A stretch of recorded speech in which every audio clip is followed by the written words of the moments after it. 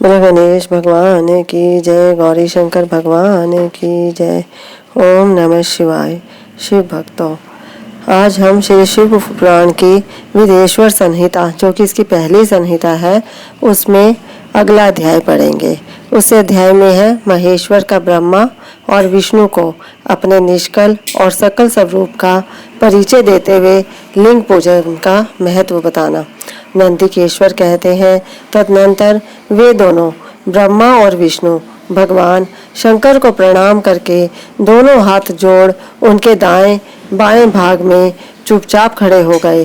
फिर उन्होंने वहां साक्षात प्रकट पूजनीय महादेव जी को श्रेष्ठ आसन पर स्थापित करके पवित्र पुरुष वस्तुओं द्वारा उनका पूजन किया।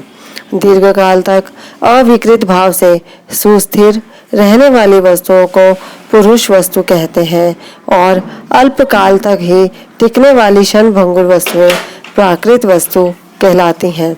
इस तरह वस्तु के ये दो भेद जानने चाहिए। किन पुरुष वस्तुओं से उन्होंने भगवान शिव का पूजन किया, यह बताया जाता है।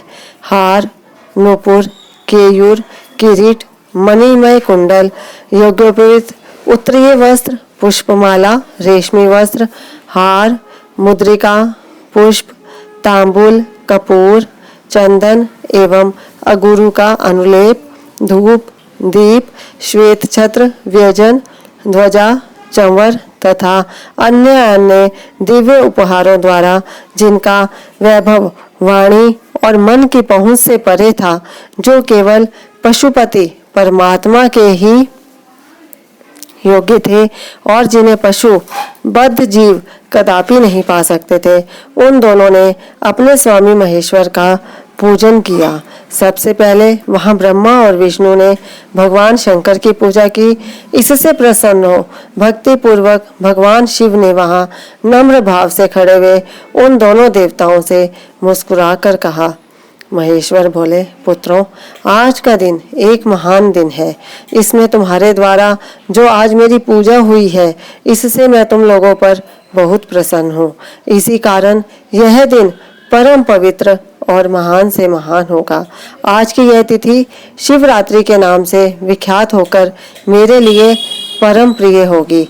इसके समय में जो मेरे लिंग, निष्कल अंग आकृति से रहित निराकार स्वरूप के प्रतीक वीर, सकल साकार रूप के प्रतीक विग्रह की पूजा करेगा, वह पुरुष जगत की सृष्टि और पालन आदि कार्य भी कर सकता है। जो शिवरात्रि को दिन रात निराहार एवं जितेंद्रिय रहकर अपनी शक्ति के अनुसार निश्चल भाव से मेरी यथोचित पूजा करेगा, उसको मिलने वाले फल का वर्णन सुनो। 1 वर्ष तक निरंतर मेरी पूजा करने पर जो फल मिलता है, वह सारा फल केवल शिवरात्रि को मेरा पूजन करने से मनुष्य तत्काल प्राप्त कर लेता है। जैसे पूर्ण चंद्रमा का उदय समुद्र की वृद्धि का अवसर है, उसी प्रकार यह शिवरात्रि तिथि मेरे धर्म की वृद्धि का समय है। इस तिथि में मेरी स्थापना आदि का मंगलमय उत्सव होना चाहिए। पहले मैं जब ज्योतिर्मय सतम रूप से प्रकट हुआ था, वह समय मार्ग शीर्ष मास में आद्रा नक्षत्र से युक्त पूर्णमासी या प्रतिपदा है। जो पुरुष मार्ग शीर्ष मास में आद्रा नक्षत्र होने पर पार्वती सहित मेरा दर्शन करता है अथवा मेरी मूर्ति या लिंग की ही झांकी करता है, वह मेरे लिए कार्तिकेय से भी अधिक प्रिय है। उस शुभ दिन को मेरे दर्शन मात्र से पूरा फल प्राप्त होता है। यदि दर्शन के साथ साथ मेरा पूजन भी किया जाए तो इतना अधिक फल प्राप्त होता है कि उसका वाणी द्वारा वर्णन नहीं हो सकता। वहां पर मैं लिंग रूप से प्रकट होकर बहुत बड़ा हो गया था, अतः उस लिंग के कारण यह भूतल लिंग स्थान के नाम से प्रसिद्ध हुआ। जगत के लोग इसका दर्शन और पूजन कर सकें, इसके लिए यह अनादि और अनंत ज्योति स्तंभ अथवा ज्योतिर्मय लिंग अत्यंत छोटा हो जाएगा। यह लिंग सब प्रकार के भोग सुलभ कराने वाला तथा भोग और मोक्ष का एकमात्र साधन है। इसका दर्शन, स्पर्श और ध्यान किया जाए प्राणियों को जन्म और मृत्यु के कष्ट से छुड़ाने वाला है। अग्नि के पहाड़ जैसा जो यह शिवलिंग यहाँ प्रकट हुआ है, इसके कारण यह स्थान अरुणाचल नाम से प्रसिद्ध होगा। यहाँ अनेक प्रकार के बड़े बड़े तीर्थ प्रकट होंगे। इस स्थान में निवास करने या मरने से जीवों का मोक्ष तक हो जाएगा। मेरे दो रूप हैं, सकल और निष्कल। दूसरे किसी के ऐसे रूप नहीं है। पहले मैं स्तंभ रूप से प्रकट हुआ, फिर अपने साक्षात रूप से। ब्रह्म भाव मेरा निष्कल रूप है और महेश्वर भाव सकल रूप। ये दोनों मेरे ही सिद्ध रूप हैं। मैं ही परब्रह्म परमात्मा हूँ। कला युक्त और अकल मेरे ही स्वरूप है। ब्रह्म रूप होने के कारण मैं ईश्वर भी हूँ। जीवों पर अनुग्रह आदि करना मेरा कार्य है। ब्रह्मा और केशव मैं सबसे वृत और जगत की वृद्धि करने वाला होने के कारण ब्रह्म कहलाता हूँ। सर्वत्र सम रूप से स्थित और व्यापक होने से मैं ही सबका आत्मा हूँ। सर्ग से लेकर अनुग्रह तक आत्मा या ईश्वर से भिन्न जो जगत संबंधी 5 कृत्य हैं, वे सदा मेरे ही हैं। मेरे अतिरिक्त दूसरे किसी के नहीं है, क्योंकि मैं ही सबका ईश्वर हूँ। पहले मेरी ब्रह्म रूपता का बोध कराने के लिए निष्कल लिंग प्रकट हुआ था। फिर अज्ञात ईश्वरत्व का साक्षात्कार कराने के निमित्त मैं साक्षात जगदीश्वर ही सकल रूप में तत्काल प्रकट हो गया। अतः मुझ में जो ईशत्व है उसे ही मेरा सकल रूप जानना चाहिए, तथा जो यह मेरा निष्कल स्तंभ है वह मेरे ब्रह्म स्वरूप का बोध कराने वाला है। यह मेरा ही लिंग चिन्ह है। तुम दोनों प्रतिदिन यहाँ रहकर इसका पूजन करो। यह मेरा ही स्वरूप है और मेरे सामीप्य की प्राप्ति कराने वाला है। लिंग और लिंगी में नित्य अभेद होने के कारण मेरे इस लिंग का महान पुरुषों को भी पूजन करना चाहिए। मेरे एक लिंग की स्थापना करने का यह फल बताया गया है कि उपासक को मेरी समानता की प्राप्ति हो जाती है। यदि एक के बाद दूसरे शिवलिंग की भी स्थापना कर दी गई, तब तो उपासक को फल स्वरूप से मेरे साथ एकत्व सायुज्य मोक्ष रूप फल प्राप्त होता है। प्रधानतः शिवलिंग की ही स्थापना करनी चाहिए। मूर्ति की स्थापना उसकी अपेक्षा गौण कर्म है। शिवलिंग के अभाव में सब ओर से सवेर मूर्ति युक्त होने पर भी वह स्थान क्षेत्र नहीं कहलाता। बोलो गौरी शंकर भगवान की जय। अगला अध्याय है 5 कृत्यों का प्रतिपादन, प्रणव एवं पंचाक्षर मंत्र की महत्ता, ब्रह्मा विष्णु द्वारा भगवान शिव की स्तुति तथा उनका अंतर्ध्यान। ब्रह्मा और विष्णु ने पूछा, प्रभु सृष्टि आदि 5 कृत्यों के लक्षण क्या हैं? यह हम दोनों को बताइए। भगवान शिव बोले, मेरे कर्तव्यों को समझना अत्यंत गहन है, तथापि मैं कृपा पूर्वक तुम्हें उनके विषय में बता रहा हूँ। ब्रह्मा और अच्युत सृष्टि, पालन, संहार, तिरोभाव और अनुग्रह, ये 5 ही मेरे जगत संबंधी कार्य हैं जो नित्य सिद्ध है। संसार की रचना का जो आरंभ है उसी को सर्ग या सृष्टि कहते हैं।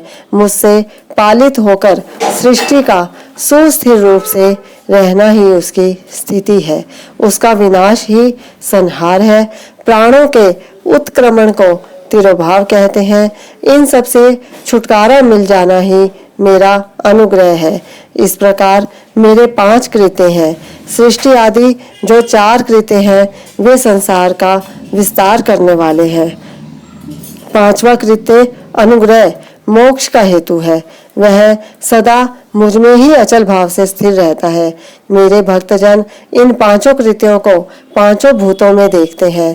सृष्टि भूतल में, स्थिति जल में, संहार अग्नि में, तिरोभाव वायु में और अनुग्रह आकाश में स्थित है। पृथ्वी से सबकी सृष्टि होती है, जल से सबकी वृद्धि एवं जीवन रक्षा होती है। आग सबको जला देती है, वायु सबको एक स्थान से दूसरे स्थान को ले जाती है और आकाश सबको अनुग्रहित करता है। विद्वान पुरुषों को यह विषय इसी रूप में जानना चाहिए। इन 5 कृत्यों का भार वहन करने के लिए ही मेरे 5 मुख हैं। 4 दिशाओं में 4 मुख हैं और इनके बीच में 5वां मुख है। पुत्रों, तुम दोनों ने तपस्या करके प्रसन्न हुए मुझ परमेश्वर से सृष्टि और स्थिति नामक 2 कृत्य प्राप्त किए हैं। ये दोनों तुम्हें बहुत प्रिय है। इसी प्रकार मेरी विभूति स्वरूप रुद्र और महेश्वर में 2 अन्य उत्तम कृत्य संहार और तिरोभाव मुझसे प्राप्त किए हैं, परंतु अनुग्रह नामक कृत्य दूसरा कोई नहीं पा सकता। रुद्र और महेश्वर अपने कर्म को भूले नहीं हैं, इसलिए मैंने उनके लिए अपनी समानता प्रदान की है। वे रूप, वेश, कृत्य, वाहन, आसन और आयुध आदि में मेरे समान ही हैं। मैंने पूर्व काल में अपने स्वरूप भूत मंत्र का उपदेश किया है, जो ओमकार के रूप में प्रसिद्ध है।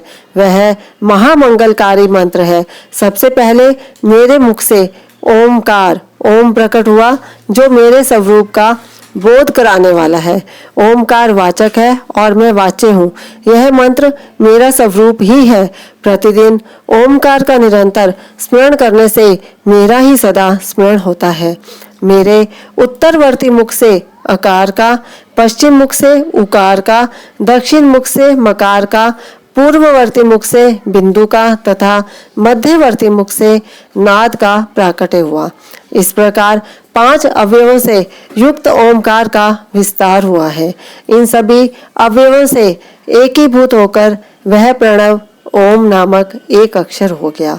यह नाम रूपात्मक सारा जगत तथा वेद उत्पन्न स्त्री पुरुष वर्ग रूप दोनों कुल इस प्रणव मंत्र से व्याप्त है। यह मंत्र शिव और शक्ति दोनों का बोधक है। इसी से पंचाक्षर मंत्र की उत्पत्ति हुई है, जो मेरे सकल रूप का बोधक है। वह अकार आदि क्रम से और मकार आदि क्रम से क्रमशः प्रकाश में आया है। ओम नमः शिवाय यह पंचाक्षर मंत्र है। इस पंचाक्षर मंत्र से मातृका वर्ण प्रकट हुए हैं, जो 5 भेद वाले हैं। उसी से शिरो मंत्र सहित त्रिपदा गायत्री का प्राकट्य हुआ है। उस गायत्री से संपूर्ण वेद प्रकट हुए हैं और उन वेदों से करोड़ों मंत्र निकले हैं। उन मंत्रों से भिन्न भिन्न कार्यों की सिद्धि होती है, परंतु इस प्रणव एवं पंचाक्षर से संपूर्ण मनोरथों की सिद्धि होती है। इस मंत्र समुदाय से भोग और मोक्ष दोनों सिद्ध होते हैं। मेरे सकल स्वरूप से संबंध रखने वाले सभी मंत्रराज साक्षात भोग प्रदान करने वाले और शुभ कारक मोक्षप्रद है। नंदिकेश्वर कहते हैं, तदनंतर जगदम्बा पार्वती के साथ बैठे हुए गुरुवर महादेव जी ने उत्तराभिमुख बैठे हुए ब्रह्मा और विष्णु को पर्दा करने वाले वस्त्र से आच्छादित करके उनके मस्तक पर अपना कर कमल रखकर धीरे धीरे उच्चारण करके उन्हें उत्तम मंत्र का उपदेश दिया। मंत्र तंत्र में बताई हुई विधि के पालन पूर्वक 3 बार मंत्र का उच्चारण करके भगवान शिव ने उन दोनों शिष्यों को मंत्र की दीक्षा दी। फिर उन शिष्यों ने गुरु दक्षिणा के रूप में अपने आप को ही समर्पित कर दिया और दोनों हाथ जोड़कर उनके समीप खड़े हो उन देवेश्वर जगत गुरु का स्तवन किया। ब्रह्मा और विष्णु बोले, प्रभो आप निष्कल रूप हैं, आपको नमस्कार है। आप निष्कल तेज से प्रकाशित होते हैं, आपको नमस्कार है। आप सबके स्वामी हैं, आपको नमस्कार है। आप सर्व आत्मा को नमस्कार है, अथवा सकल स्वरूप आप महेश्वर को नमस्कार है। आप प्रणव के वाच्यार्थ हैं, आपको नमस्कार है। आप प्रण वलिंग वाले हैं, आपको नमस्कार है। सृष्टि, पालन, संहार, तिरोभाव और अनुग्रह करने वाले आपको नमस्कार है। आपके 5 मुख हैं, आप परमेश्वर को नमस्कार है। पच ब्रह्म स्वरूप 5 कृत्य वाले आपको नमस्कार है। आप सबके आत्मा है, ब्रह्म है। आपके गुण और शक्तियां अनंत है। आपको नमस्कार है। आपके सकल और निष्कल दो रूप हैं। आप सद्गुरु एवं शंभु है। आपको नमस्कार है। इन पद्यों द्वारा अपने गुरु महेश्वर की स्तुति करके ब्रह्मा और विष्णु ने उनके चरणों में प्रणाम किया। महेश्वर बोले, आद्रा नक्षत्र से युक्त चतुर्दशी को प्रणव का जप किया जाए तो वह अक्षय फल देने वाला होता है। सूर्य की संक्रांति से युक्त महा आद्रा नक्षत्र में एक बार किया हुआ प्रणव जप कोटि गुने जप का फल देता है। मृगशिरा नक्षत्र का अंतिम भाग तथा पुनर्वसु का आदिम भाग पूजा, होम और तर्पण आदि के लिए सदा आद्रा के समान ही होता है, यह जानना चाहिए। मेरा या मेरे लिंग का दर्शन प्रभात काल में ही, प्रातः और संगम मध्याह्न के पूर्व काल में करना चाहिए। मेरे दर्शन पूजन के लिए चतुर्दशी तिथि निश्चित व्यापिनी अथवा प्रदोष व्यापिनी लेनी चाहिए, क्योंकि परिवर्तनी तिथि से संयुक्त चतुर्दशी की ही प्रशंसा की जाती है। पूजा करने वालों के लिए मेरी मूर्ति तथा लिंग दोनों समान है, फिर भी मूर्ति की अपेक्षा लिंग का स्थान ऊंचा है। इसलिए मुमुक्षु पुरुषों को चाहिए कि वे वीर मूर्ति से भी श्रेष्ठ समझकर लिंग का ही पूजन करें। लिंग का ओमकार मंत्र से और वीर का पंचाक्षर मंत्र से पूजन करना चाहिए। शिवलिंग की स्वयं ही स्थापना करके अथवा दूसरों से भी स्थापना करवाकर उत्तम द्रव्यमय उपचारों से पूजा करनी चाहिए। इससे मेरा पद सुलभ हो जाता है। इस प्रकार उन दोनों शिष्यों को उपदेश देकर भगवान शिव वहीं अंतर ध्यान हो गए। बोलो गौरी शंकर भगवान की जय।